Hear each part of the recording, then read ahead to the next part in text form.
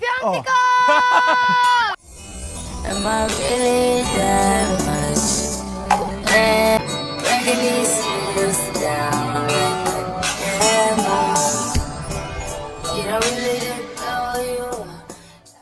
Ang daming namangha sa naging performance ngayon ni Fiang sa I Want ASAP. Nung nakaraang linggo, ang daming nang bash kay Fiang dahil nagkamali siya, nasabayan niya kasi ng sayaw yung moment na sana ni Jazz. At dami pang nagkumpara na Kisho magaling daw sa galawan si Jazz ikumpara kay Fiang. Dagdag pa ng mga bashers ni Fiang, pang TikTok lang daw yung naging galawan ng performance ni Fiang nung nakaraang linggo. Hindi daw kagaya kay Jazz na pwedeng ipanghilira ang galing sa pagsayaw kina Maha Salvador. Pero ngayon, bawing-bawi naman at kutang-kuta ang ginawa ni Fiang sa kanyang performance.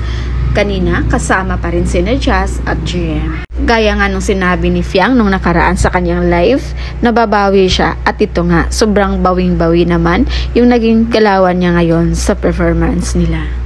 At hindi lang yun guys, pati mga netizens na nanood ng live sa I Want ASAP, napamura sila sa sobrang ganda ni Fiang. At komento pa na ng isang netizen na si Irish, iba daw talaga ang project, ang nag-iisang Sophia Smith. Maganda na, nilamon pa ang dance floor, lakas ng karisma o appeal.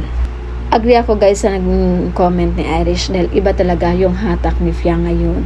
Iba yung ngiti niya at yung galaw niya. Ang face card ni Fiang, ang energy at ang projection, sobrang binigay niya ang lahat. Kaya on fire talaga si Fiang ngayon. And ito pala yung good news guys.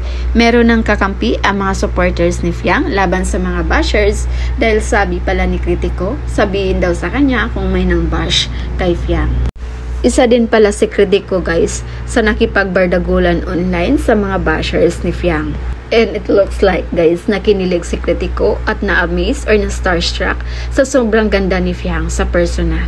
Kaya sabi tuloy ng mga fans ng GM Fiang, wag na daw talagang pakawalan ni GM si Fiang dahil marami ang nakaabang. At hindi daw sila papayag na may ibang umaaligid-aligid kay Fiang. Pero walang nagawa ang mga supporters ng GM Fiang nung sinigaw ni AC ang Fiantico. Shinip niya kasi ang dalawa na sina Fiang at si Kritiko kaya naging Fiantico.